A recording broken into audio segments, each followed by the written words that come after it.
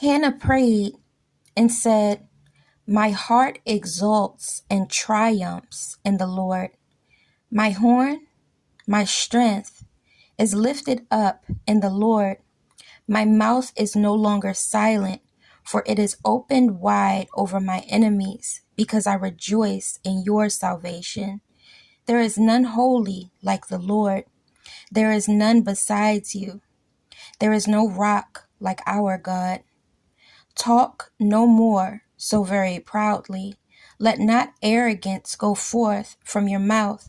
For the Lord is a God of knowledge, and by him actions are weighed. The bows of the mighty are broken, and those who stumbled are girded with strength. Those who were full have hired themselves out for bread, but those who were hungry have ceased to hunger. The barren has borne 7, but she who has many children languishes and is forlorn. The Lord slays and makes alive. He brings down Sheol and raises up. The Lord makes poor and makes rich. He brings low and he lifts up. He raises up the poor out of the dust, and he lifts up the needy from the ash heap, to make them sit with nobles and inherit the throne of glory. For the pillars of the earth are the Lord's, and he has set the world upon them. He will guard the feet of his godly ones, but the wicked shall be silenced and perish in darkness, for by strength shall no man prevail.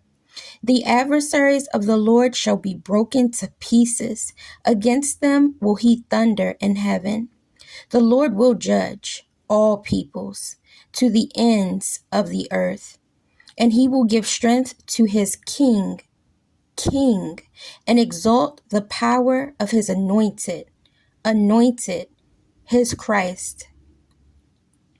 Elkanah and his wife Hannah returned to Ramah, to his home. But the child ministered to the Lord before Eli the priest. The sons of Eli were base and worthless. They did not know or regard the Lord. And the custom of the priests with the people was this: when any man offered sacrifice, the priest's servant came while the flesh was boiling with a flesh hook of 3 prongs in his hand, and he thrust it into the pan or kettle or cauldron or pot.